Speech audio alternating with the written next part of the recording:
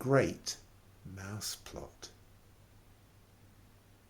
My 4 friends and I had come across a loose floorboard at the back of the classroom, and when we prized it up with the blade of a pocket knife, we discovered a big hollow space underneath.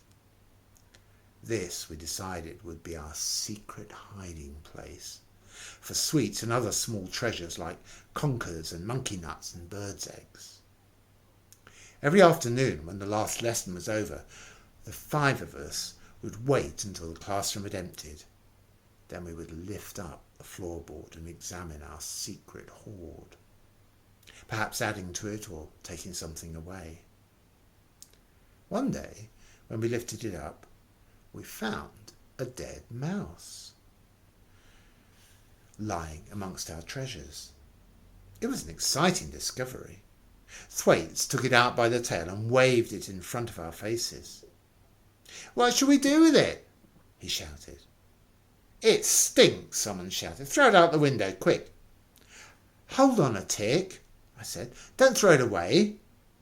Thwaites hesitated. They all looked at me. When writing about yourself, you must strive to be truthful. Truth is more important than modesty. I must tell you, therefore, that it was I, and I alone, who had the idea for the great and daring mouse plot. We all have our moments of brilliance and glory, and this was mine. "Why don't we," I said, "slip it into one of Mrs. Pratchett's jars of sweets? Then, when she puts her dirty hand in to grab a handful, she'll grab a stinky dead mouse instead." The other 4 stared at me in wonder.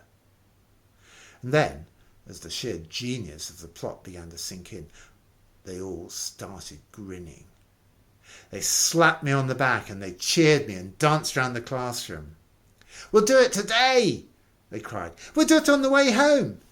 You had the idea," they said to me, "so you can be the one to put the mouse in the jar." Thwaites handed me the mouse. I put it into my trouser pocket, and then the 5 of us left the school, crossed the village green, and headed for the Sweetshop. We were tremendously jazzed up. We felt like a gang of desperados setting out to rob a train or blow up the sheriff's office. "Make sure you put it into a jar that's used often," somebody said. "I'm putting it in gobstoppers," I said. "The gobstopper jar's never behind a counter." "I've got a penny," Thwaites said, "so I'll ask for 1 sherbet sucker and 1 bootlace. And while she turns away to get them, you must slip the mouse in quickly with the gobstoppers." Thus everything was arranged. We were strutting a little as we entered the shop. We were the victors now, and Mrs. Pratchett was the victim. She stood behind the counter, and her small, malignant pig eyes watched us suspiciously as we came forward. "1 sherbet sucker, please," Thwaites said to her, holding out his penny. I kept to the rear of the group, and when I saw Mrs. Pratchett turn her head away for a couple of seconds to fish a sherbet sucker out of the box, I lifted the heavy glass lid of the gobstopper jar and dropped the mouse in. Then I replaced the lid as silently as possible. My heart was thumping like mad, and my hands had gone all sweaty.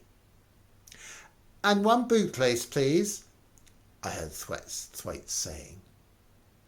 When I turned round, I saw Mrs. Pratchett holding out the bootlace in her filthy fingers.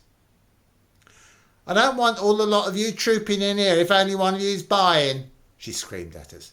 "Now beat it, go on, get out." As soon as we were outside, we broke into a run. "Did you do it?" they shouted at me. "Course I did," I said. "Well done you," they cried. "What a super show." I felt like a hero. I was a hero. It was marvellous to be so popular.